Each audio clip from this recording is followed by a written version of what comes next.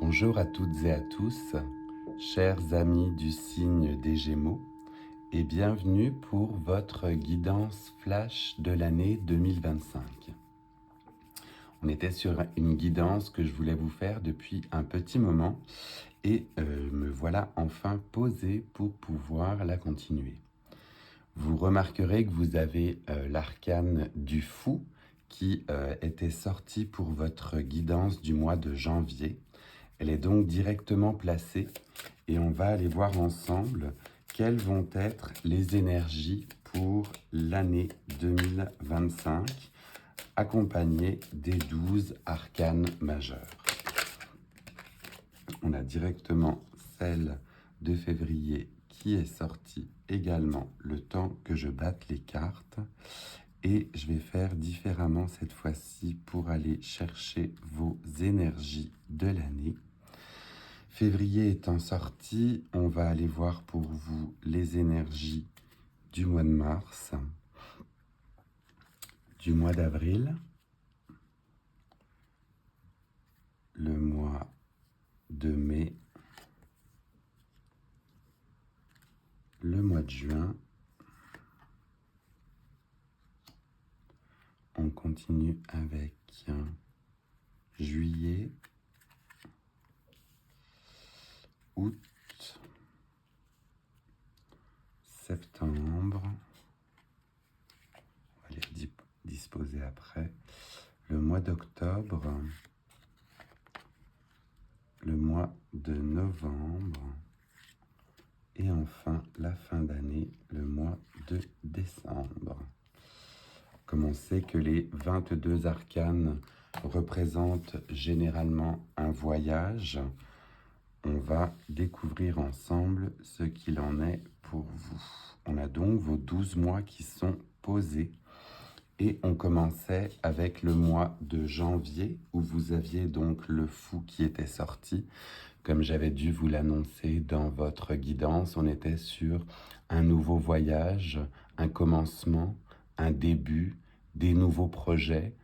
Quoi qu'il en soit, vous partez avec votre petit baluchon, vous avez fière allure et vous partez à l'aventure.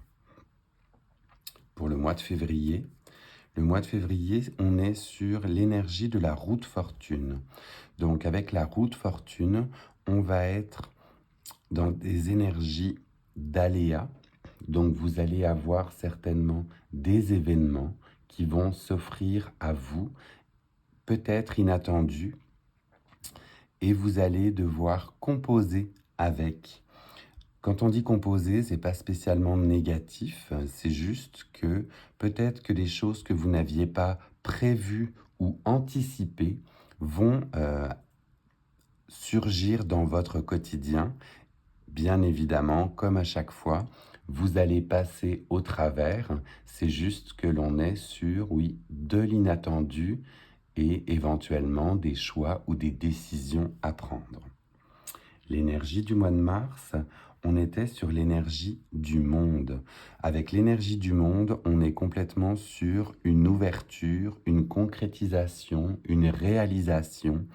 Donc vraiment un très beau mois de mars avec des très belles énergies pour vous qui ont l'air de vouloir poindre leur nez. Peut-être que vous allez arriver au point culminant de ce que vous recherchiez et vous allez pouvoir vous ouvrir au monde. L'énergie du mois d'avril, on est sur une énergie de l'impératrice. Et l'impératrice, on est sur des énergies de gestation, des projets qui croissent.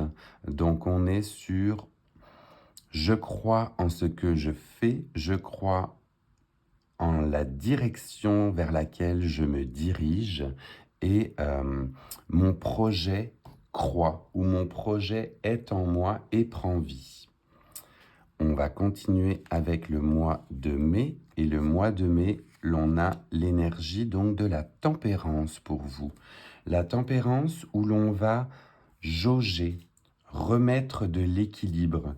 On voit cet ange qui fait transvaser un fluide, de l'eau, entre ses coupes afin de trouver un équilibre.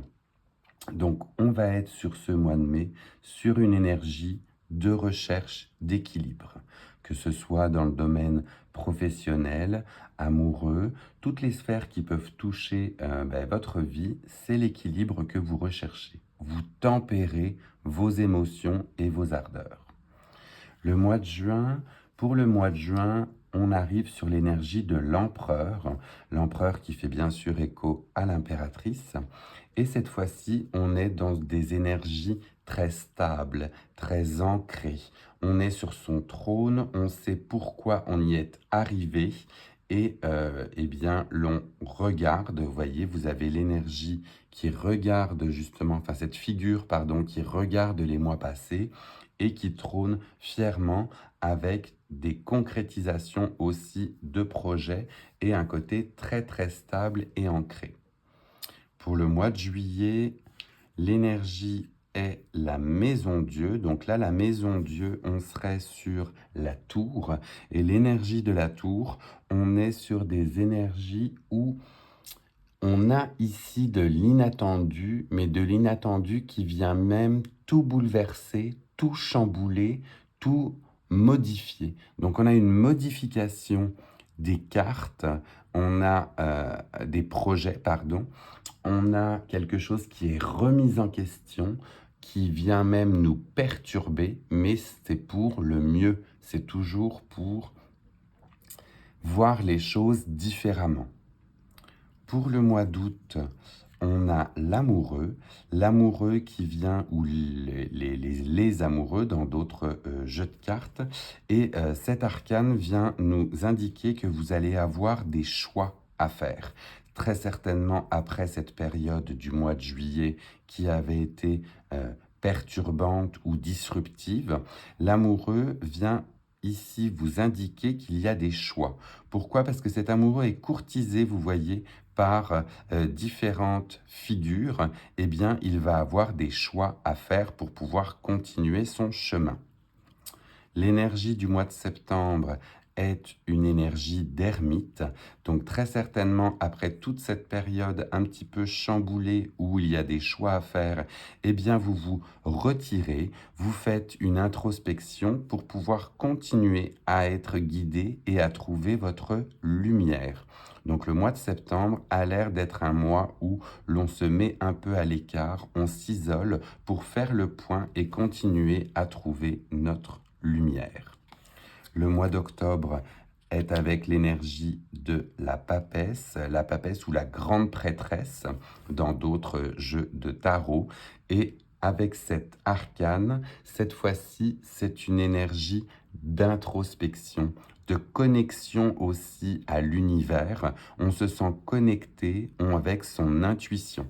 Donc elle vient ici faire écho à la période de l'ermite où l'on a eu une période d'introspection et là on suit sa grande intuition. Le mois de novembre vient avec l'énergie du battleur ou du magicien où là on a tout en main, tout en notre pouvoir pour pouvoir créer ce que l'on souhaite.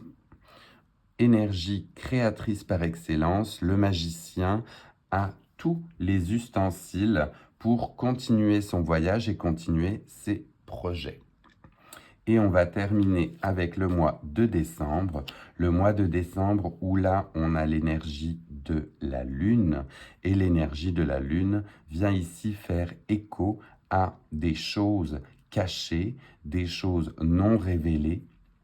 La Lune a son côté mystique, mystérieux, où vous voyez ces animaux qui sortent pour faire écho à la Lune. Donc on est vraiment dans une énergie ici de fin d'année, très intuitive, très intérieure, avec justement la révélation de choses cachées. Cela peut être des choses cachées en nous, cela peut être des prises de conscience.